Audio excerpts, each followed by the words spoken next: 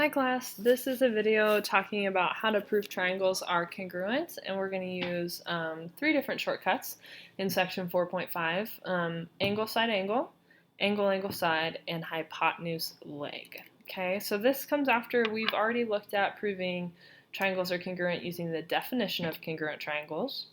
We've also learned about the shortcuts side, and side, angle, side. So this is actually going to look very similar to those two shortcuts we learned about in the last video, but we're going to look at some different options that work. So this first one is angle, side, angle. Now the important part here is two angles that correspond have to be congruent, and the side that corresponds has to be between those two angles. So this vocabulary word, the included side, so if these are my two pairs of congruent angles, of course I need a second triangle as well, but this would be the included side, so angle, side, angle. So a different version would be like angle, side, angle. That doesn't work because this side is not exactly between the two angles I'm working with, okay? So here's an example of a triangle that has angle, side, angle, and that they would be congruent because of that shortcut. So A and D correspond to each other. They are both congruent because they have the same markings. F and C correspond to each other. They're congruent. They have the same markings. And then GF is congruent to AC. So we've got angle, side, angle, side, angle. Since that is true in both triangles, those triangles are congruent. So I could say triangle BAC is congruent to triangle EDF by the angle, side, angle postulate. Okay? We have another shortcut that uses angle, side. So this side does not have to be in between. Okay, so angle, side. Notice it's not the side in between, but it does have to be right next to one of the angles. Okay, so angle, side. So G is congruent to K, there's an angle. J is congruent to M, there's a second angle congruent. And then HG and LM are corresponding and congruent as well. So this triangle, LMK, is congruent to triangle HJG by the angle, side postulate. Okay? This last one is the hypotenuse leg theorem. This is for right triangles only. So that might be something, a little note you write yourself. So it has to be a right triangle. And then it's saying that I have congruent hypotenuses and one pair of congruent legs. So in this picture here, I've got my hypotenuse, which remembers the longest side opposite of that 90 degrees. Those are congruent. And then I have a leg that's congruent. So a leg is just one of the two short sides. So this leg is congruent to this leg, and it's right triangle. So this pair of triangles are congruent by the hypotenuse leg theorem. Okay? So we're going to use these three shortcuts to help us prove some triangles are congruent. Okay? So in these examples, this first example says, determine if you can use angle, side, angle to prove that NKL, this top triangle, is congruent to LMN, this bottom triangle. Explain. Well, let's see what we have. I've got some parallel lines. So whenever that happens, we usually will have a pair of alternate interior angles, which remember are always congruent if I have parallel lines. And then I also have a shared side here, so that's going to be the reflexive property. But I think that's all I have. So I would need another angle. So right now I just have angle, side. I would need angle, side, angle in each triangle. So no, we would also need, so I would also need this angle here congruent to this angle here in order to have angle, side, angle, side, angle in each one. So I'm going to put that here. We would also need angle, MLN, so MLN, congruent to angle, KNL, to have angle, side, angle. Okay, so since we don't have these given to us, it's not enough information. Okay? All right. In this one, we are given JL is bisecting angle KLM. So remember, bisect means that it's going to cut it into two congruent angles. And I'm going to use two arcs on these ones because I already have one up here. So this top part of the angle is congruent to this bottom part of the angle. Okay, and we're also given that angle K is congruent to angle M. That's already given in my picture. And I want to prove that this top triangle, JKL, is congruent to JML. So I'm going to set up my two-column proof.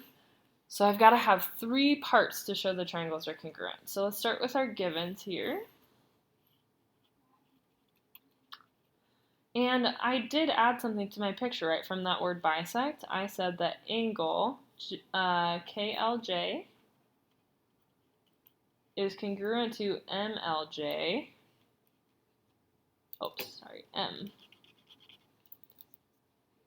MLJ. Gosh, struggling here.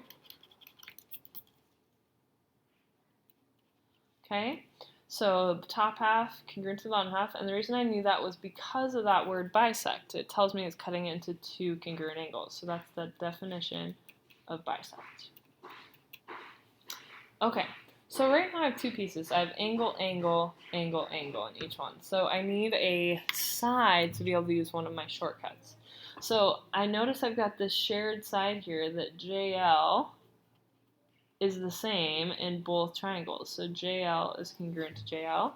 Remember, that's called the reflexive property when I say something is congruent to itself. Okay?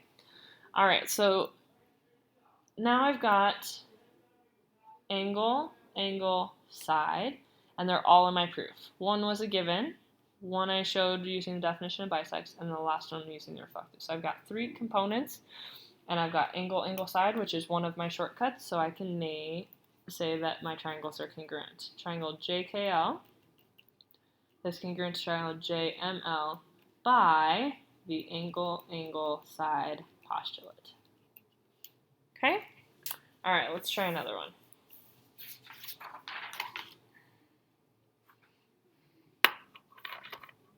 See if I can clear this up a little for you guys.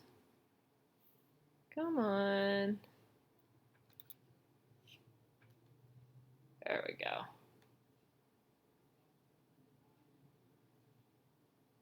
Okay, so we're going to prove the triangles are congruent.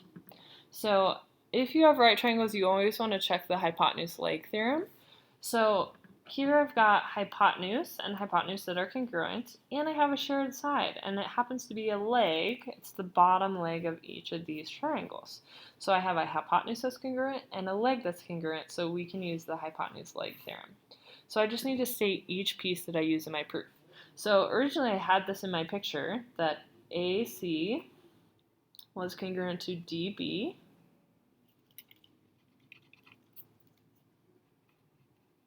and that was given in the picture. And we can say that triangle ABC and triangle DCB are right triangles. That's also given. And this part's important because we're going to use hypotenuse leg, and that only works for right triangles, so it is important to state that. Okay, so then I added this piece to my picture. I said that CB is congruent to BC by the reflexive property. So I've got hypotenuse, leg, and it's a right triangle. So I can say that those triangles are congruent. Triangle ABC is congruent to triangle DCB by the hypotenuse leg theorem. Okay? All right, let's try another one here. Prove triangle UVX is congruent to WVX. Okay, so this left triangle congruent to this right triangle. All right. So we are given that these two angles are congruent and that V is a right angle here. So we've got angle UXV is congruent to angle WXV, and that's given in the picture. And we can say the measure of angle XVW equals 90. And you can put a couple of things here. I'm going to say definition of a right angle because it's given to me in the picture that it's a right angle. But if you just put given here as well, that would honestly be fine. Okay. So now I've got a shared side here, so I can use angle, side, angle in this one, but I need to know that this angle is also 90. And I think we can say that it is because they're on a line together, so I can use the linear pair theorem. So I'm going to say that the measure of angle UVX plus the measure of angle XVW equals 180 degrees by the linear pair theorem. And we can substitute in 90 for this one because that's given. So we've got UVX plus 90 equals 180 using substitution. And we can subtract 90 from each side using the subtraction property of equality. And we get the measure of angle UVX equals 90 when we simplify. So if they're both 90 degrees, then I can say they're congruent. So the angle UVX is congruent to angle XVW, and that's the definition of congruent angles. If they have the same measurements, we can say they're congruent.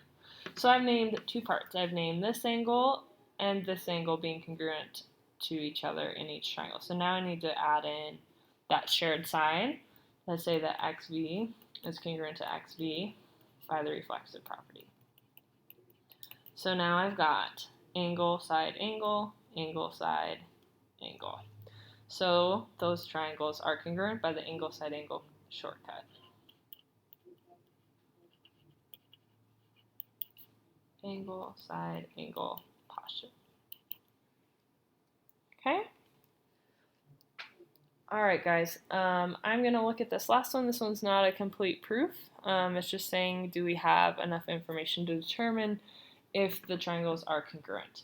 And they want to know, can we use the HL? So remember, that only works for right triangles. So in this first one, we're looking at VWX, so this big one here, and XYW, this big one here. Do we have enough information to use HL?